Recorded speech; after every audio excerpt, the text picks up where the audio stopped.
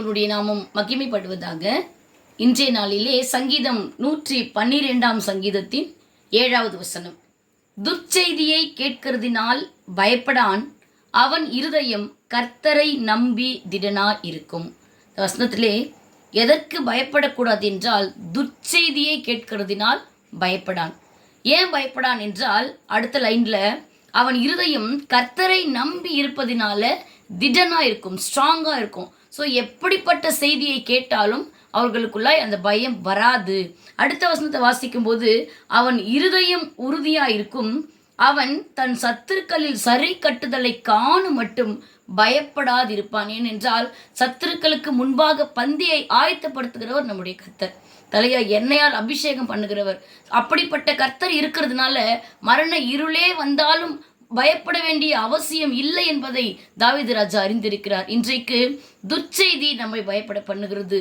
துர்ச்செய்தி என்று சொல்லும் போது நாம் எதிர்பார்த்திருக்கிற காரியத்தில் அதுக்கு அகெயின்ஸ்டாக வருதான ஒரு நியூஸ், அது ஒரு நெகட்டிவான ஒரு செய்திகள் நம்ம காதில் வரும்போது ஆட்டோமேட்டிக்காக நாம் பயப்படுகிறோம். நம்ம வேதத்தில் நம்ம பார்க்கும்பொழுது நம்ம ஏற்கனவே எவிருவை குறித்து தியானித்திருக்கிறோம். எவிரவனுடைய காதுகளிலே துர்ச்செய்தி வருகிறது.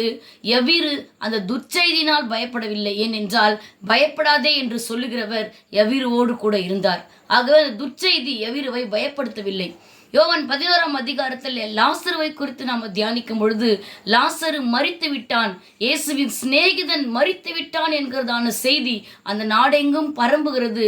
யூத மக்கள் எல்லாம் சொல்றாங்க, இவர் அவனை எவ்வளவாய் சிநேகித்தார், ஆனால் ஏன் எழுப்பவில்லை, ஏன் அவன் மரிப்பதற்கு அவர் ஏன் ஒப்பு கொடுத்தார், குருடரை எல்லாம் பார்வையடை செய்தாரே, எவ்வளவு பெரிய அற்புதங்களை செய்தாரே, லாசருவை ஏன் அவர் விட்டுவிட்டார் என்று அவர்கள் கேட்கிறதான கேள்வி அந்த இடத்துல ஒரு துர்ச்செய்தியாய் பரவுகிறது.